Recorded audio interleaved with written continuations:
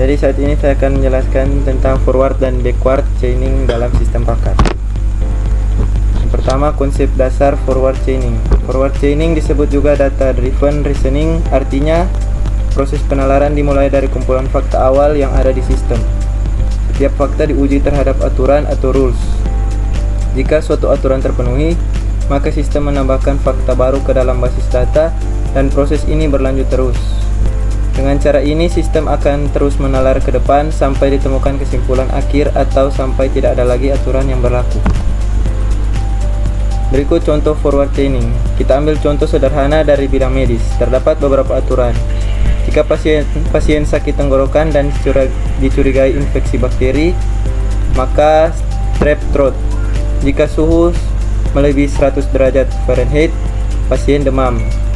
Jika pasien sakit lebih dari sebulan dan demam, artinya infeksi bakteri. Sistem mulai dari fakta suhu 102 derajat Fahrenheit. Langkah pertama, aturan kedua terpenuhi, kesimpulan baru demam. Langkah kedua, aturan 3 terpenuhi, muncul infeksi bakteri. Langkah ketiga, aturan ke-1 terpenuhi, disimpulkan pasien menderita strep throat. Jadi sistem menalar dari data menuju kesimpulan. Berikut kelebihan dan kekurangan forward chaining. Kelebihannya, cocok untuk kasus yang dimulai dengan banyak data atau gejala. Efektif digunakan dalam sistem kontrol, perencanaan, atau monitoring. Kekurangannya, kadang sulit menentukan mana fakta yang paling penting.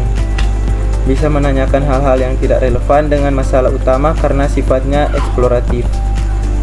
Berikut konsep dasar backward chaining. Backward chaining merupakan kebalikan dari forward chaining. Disebut juga goal driven reasoning karena prosesnya dimulai dari tujuan atau kesimpulan yang ingin dicapai. Sistem akan menelusuri aturan untuk mencari fakta-fakta yang dapat mendukung kesimpulan tersebut. Proses tersebut dilakukan dengan menurunkan subtujuan hingga semua prasyarat terpenuhi atau sistem memutuskan bahwa kesimpulan tidak bisa dibuktikan. Berikutnya contoh backward chaining. Masih dengan contoh medis, kali ini kita mulai dari goal. Apakah pasien menderita strep throat? Sistem mencari aturan yang menghasilkan kesimpulan tersebut, lalu menelusuri kondisi sakit tenggorokan dan infeksi bakteri. Kemudian sistem menelusuri lagi aturan yang lain, bisa membuktikan adanya infeksi bakteri, dan begitu seterusnya. Jika semua kondisi terbukti dari fakta yang ada, maka tujuan dianggap terbukti. Kelebihan dan kekurangan backward chaining. Kelebihannya, proses penalaran lebih terarah karena fokus pada satu tujuan. Pertanyaan yang diajukan selalu relevan dengan masalah, cocok digunakan dalam sistem diagnosis seperti sistem medis atau troubleshooting. Kekurangannya, kadang tetap mengikuti jalur penalaran yang salah tanpa beradaptasi. Kurang efisien untuk sistem yang memiliki banyak kemungkinan tujuan. Teknik pencarian dalam sistem pakar. Baik forward maupun backward chaining memerlukan teknik pencarian untuk menelusuri aturan atau data. Beberapa teknik umum yang digunakan adalah: yang pertama, depth first search, menelusuri cabang terdalam dulu. Yang kedua, breadth first search, menelusuri level demi level. Yang ketiga, best first search, menggunakan pendekatan heuristik atau pengetahuan tambahan untuk mencari solusi terbaik lebih cepat. Depth first search, teknik ini menelusuri node secara vertikal hingga kedalaman maksimum sebelum ke cabang lain. Kelebihannya, dapat menemukan solusi mendalam dengan cepat pada kasus kecil.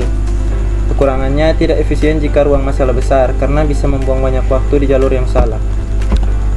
Breadth first search berbeda dengan DFS atau BFS, menelusuri seluruh node pada satu level sebelum berpindah ke level berikutnya. Kelebihan, menjamin solusi yang paling dekat dengan akar ditemukan lebih dulu. Kekurangannya, memerlukan waktu dan memori besar jika masalah memiliki banyak node, terutama bila solusi berada di bagian akhir. Yang terakhir, best first search. Teknik ini menggunakan heuristik atau pengetahuan tambahan untuk memperkirakan jalur terbaik menuju solusi. Sistem akan mengevaluasi mana node yang paling menjanjikan dan menelusurinya terlebih dahulu. Kelebihan, hemat waktu dan sumber daya karena hanya fokus pada jalur potensial. Kekurangannya, hasil sangat tergantung pada kualitas heuristik yang digunakan. Studi kasus pencarian rute. Misalkan kita ingin mencari rute terbaik dari Jakarta ke Kediri dengan beberapa pilihan jalur seperti melalui Purwokerto, Solo, atau Yogyakarta. Setiap teknik pencarian akan memberikan hasil yang berbeda. DFS bisa berakhir di jalur panjang, BFS akan mencoba semua rute di level yang sama.